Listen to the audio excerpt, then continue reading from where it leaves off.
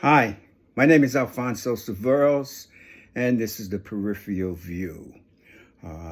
This episode is about the recent Supreme Court decision concerning affirmative action.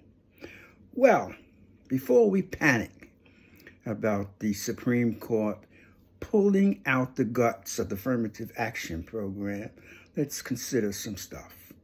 First of all, about 2% of black college students were affected one way or another by affirmative action program. So 98% of black college students, this program had very little impact. Keep that in mind. The group that benefited most from affirmative action programs were white women. White women. And they may be the group that suffer the most, along with black and brown folks.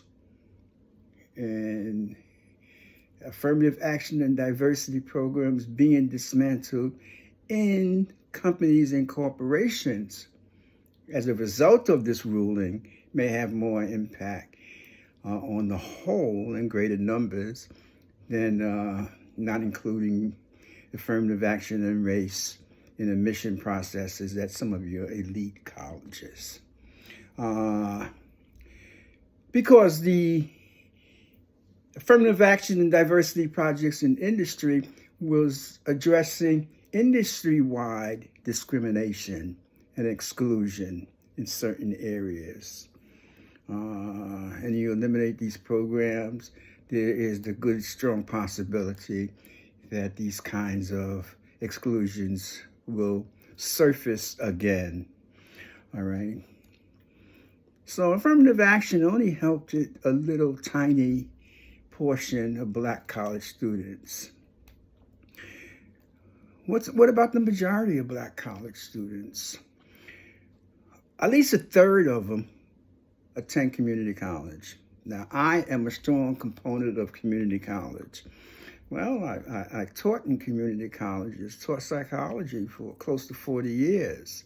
I was, one of my positions for 11 years was a faculty person in the counseling department in community colleges, and I had the experience of working with many solid, good A students who went on to some of the best universities in the country, were accepted into Yale, Columbia, NYU.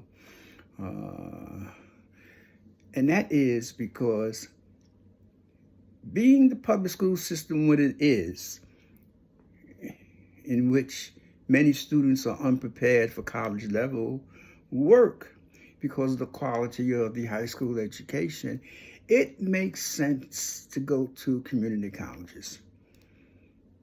That's one of it. That's what makes sense. It makes sense. It's a starting point.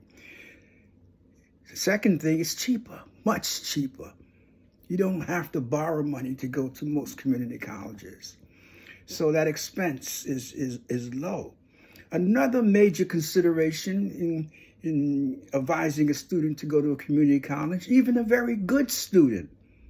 I'm talking about a high school student with 90s average to attend a community college, is because what people don't know is that there are more transfer scholarship monies available for community college graduates than there is for high school college graduates. So if you go to community college, you become a straight A student, you have the opportunity to transfer into Ivy League and top elite schools if you choose to, or to attend other state and public institutions. It depends on the student. You have the opportunity to compete against much more with much less competition, scholarship money. And just about every major school offers transfer scholarships. And nowadays,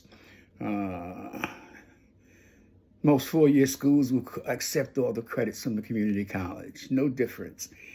Equally as important, I've seen numerous students who did very well in high school transferred to some huge university, and they gave him a package that looked nice on paper and had problems adjusting being away from home, or fell into bad habits, and after a year and a half, flunked out.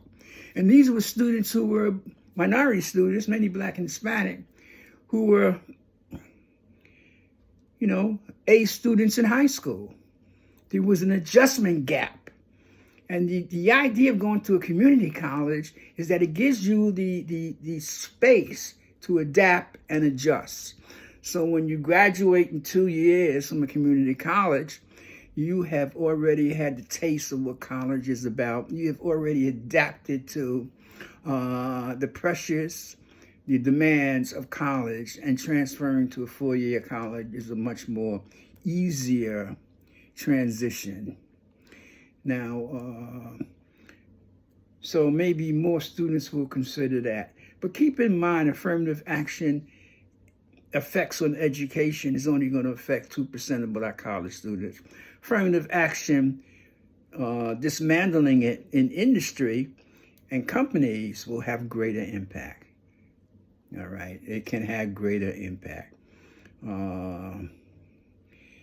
And if you follow Black college students and Black high school graduates, you would see that in the last 10 years or less, there is this increase of minority students preferring to go to historical Black colleges. So you have schools like Howard and Spelman and Morehouse, even North Carolina A&T, seeing historical numbers of applicants. And the competition is increasing. The concern with historical Black colleges is the amount of scholarship monies available. Usually people have to subsidize their education by doing the research to obtain scholarships outside of the college, independent sources. So let's not hit the panic button because they eliminated race-conscious decisions, race as a factor in admissions. So what does that mean? The Ivy League college, of course, they want to keep a diverse campus. It's good for many reasons on many levels. And college has never been about just going based on a high school average.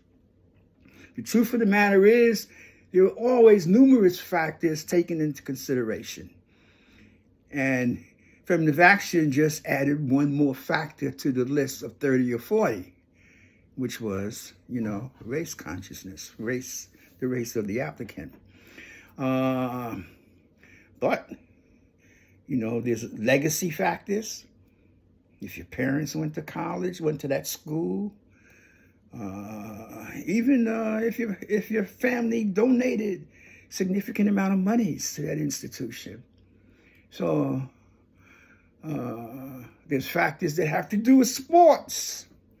So there's all kinds of considerations. So how would universities probably address this issue of removing race in the admission process? They'll just shift it.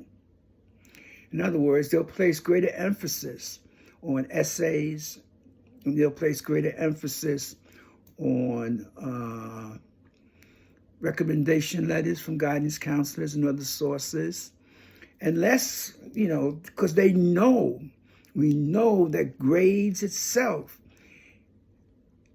is an indicator for some groups to do well, but not a good indicator for other groups of people, whether they will succeed or not. So it may, in some ways, backfire against the group who brought this action to bring down affirmative action, that other factors in which certain groups do not necessarily score very well will have greater importance in the admission process.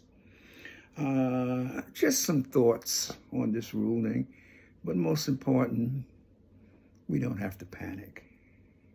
And I'm kind of glad that the number of applicants to at least African Americans, to some extent Latino and Native Americans, to historical black colleges are increasing. There's a history there, and that's a good thing. I hope this sheds some light on this topic. Thanks for watching.